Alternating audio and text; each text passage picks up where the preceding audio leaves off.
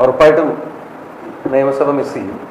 അതിനകത്ത് സംശയമില്ല. കാരണം ഒരു സംഘടനയിൽ പ്രവർത്തിച്ച ഒരാളെന്ന നിലയ്ക്ക് ഒരു ജനപ്രതിനിധിയാവാൻ ആദ്യം ലഭിച്ച അവസരം നിയമസഭയിലേക്കായിരുന്നു. 2011 നിയമസഭയിലേക്ക് തിരഞ്ഞെടുക്കപ്പെട്ടു. പാലക്കാട്ടെ ജനങ്ങൾ തിരഞ്ഞെടുത്തു.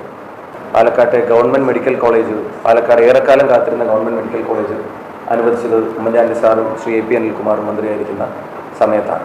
അപ്പോൾ അതുൾപ്പെടെയുള്ള കാര്യങ്ങൾ പാലക്കാടിന് വേണ്ടി ചെയ്യാൻ സഹായിച്ച ആ ഒരു ഗവൺമെൻറ്റിന് കീഴിൽ പ്രവർത്തിക്കാൻ കഴിഞ്ഞത് പ്രതിപക്ഷ അംഗം എന്നുള്ള നിലക്ക് നിയമസഭയിലെ ഭരണകൂടത്തിൻ്റെ ചെയ്തികളെ ചോദ്യം ചെയ്യാൻ, പാലക്കാടിൻ്റെ വികസന കാര്യങ്ങൾ ആവശ്യപ്പെടാൻ ഒക്കെ പ്രവർത്തിക്കാൻ അവസരം കിട്ടിയ നിയമസഭയാണ്.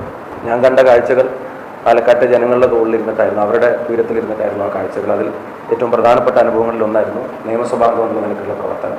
വടകരയ്ക്ക് വേണ്ടി പാർലമെൻറ്റിൽ ശബ്ദമുയർത്താനും വടകരയ്ക്ക് വേണ്ടി കാര്യങ്ങൾ ചെയ്യാനും രാജ്യത്ത് ഇന്ത്യ മുന്നണിയുടെ ഇപ്പോൾ ഉണ്ടായ ഒരു മുന്നേറ്റത്തിന് മുറുകെ പിടിക്കേണ്ട ഭരണഘടനാ മൂല്യങ്ങൾക്ക് വേണ്ടി ശബ്ദിക്കാനും പിന്നെ